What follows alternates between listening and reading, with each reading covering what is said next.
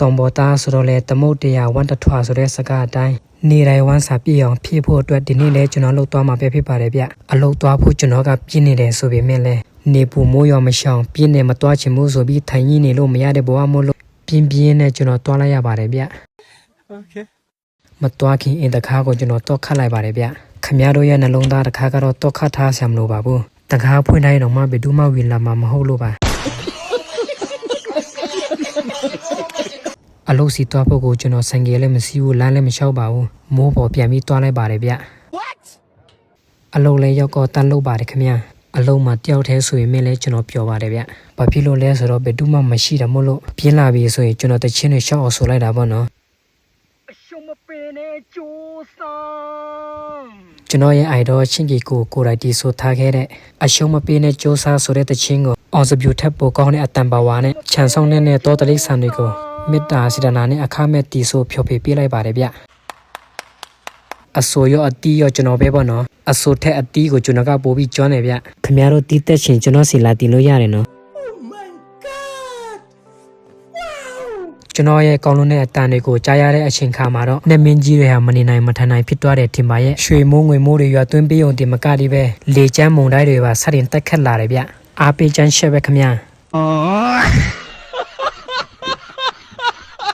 လေရောမိုးရောအရန်ကျန်းလာတာမို့ပရစိတ်တွေစတဲ့ပြီးပြေးတဲ့ကိုမြင်တော့ကျွန်တော်လည်းပုံအောင်ဖို့နေရာရှာလိုက်ပါတယ်ဗျ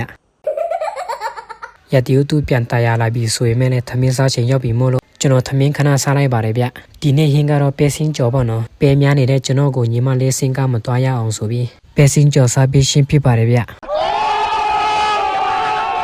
သမင်းစားပြီးတိုင်းအချိုတဲဖို့အတွက်နေ့တိုင်းကျွန်တော်ငှက်ပြောတဲ့နှလုံးစားဖြစ်တယ်ဗျဒါကြောင့်ရုပ်ချောနေတာပေါ့နော်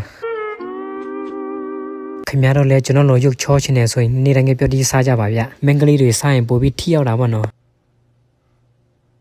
ငယ်ပြောဒီစားနေမှာပဲအမေပြောခဲ့ဖို့တဲ့စကားတော့မမိတာပေါ့နော်လူရလို့ဖြစ်လာပြီဆိုရင်လူဖြစ်ရကျိုးနဲ့တန်အောင်ကိုချီထောက်ပေါ်ကိုရက်တည်နိုင်ရမယ်သူများအမကိုပဲကိုယ့်အကိုရသူဖြစ်ရမယ်ကိုဒူးကိုချုံကိုလန်းကိုဖောက်နိုင်တဲ့လူတယောက်ဖြစ်ရမယ်ဆိုတဲ့ဆုံးမစကားတွေပေါ့အလကားနေလကားဖြစ်မယ်ဆိုတဲ့စကားအတိုင်းကျွန်တော်အလကားလို့မဖြစ်ရလေအောင်အမေဆုံးမခဲ့ဖို့တဲ့စကားလေးတွေကိုလက်တွေ့လဲလို့ကြည့်မှာပဲဖြစ်ပါတယ်ခင်ဗျာကိုချီတော့ပေါ်ကတော့ကျွန်တော်အေးဆေးရနေနိုင်ပါပြီဗျမပြောချင်လို့ကြည့်နေတာ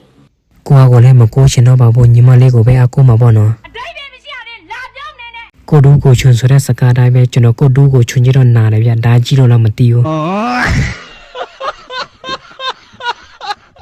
ကိုလန်းကိုစားဖောက်ဖို့အတွက်ကျွန်တော်သူများဖောက်ပြီးသားလန်းကိုမလျှောက်တော့ပဲဘဝခရီးလန်းတိကိုကိုယ်တိုင်စားဖောက်မှာပဲဖြစ်ပါတယ်ခင်ဗျာ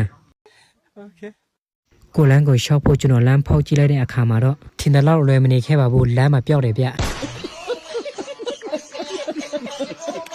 ကျွန်တော်ကန်ကောင်းလို့မွေမပေါက်တာပေါ့နော်ပြီးတော့လဲရှိသေးတယ်ဘာပဲလို့မတူနဲ့သူများနဲ့မတူအောင်လို့ဆိုပြီးအမေကပြောထားပြန်တော့လဲပဲခြံပေါက်ရင်သူများကအရှိကြီးပြီးပေါက်တယ်ဆိုပေမဲ့လဲကျွန်တော်ကသူများနဲ့မတူချင်လို့အနောက်ကိုလှည့်ပြီးပေါက်လိုက်ပါတယ်ဗျပြတ်သွားတဲ့ရေးစားဟောင်းတွေပြန်လာမှာကိုမမျောဖို့တက်တဲ့ခမားတို့ကအခုချိန်မှာကျွန်တော်ရဲ့ blog အတိလေးတွေကိုစောင့်မျှော်တက်လာတာလေးကိုမြင်ရတော့ကျွန်တော်တကယ်အတိုင်းမသိဝမ်းသာပီတိဖြစ်ရပါတယ်ခမား blog အတိတွေမြတ်ထည့်ရနေအောင်ကျွန်တော်ကြိုးစားတော့ပါမယ်ဗျအဆုံးထိကြည့်ရှုအားပေးခဲ့တဲ့အတွက်အလုံးကိုကျေးဇူးတင်ပါတယ်ခမား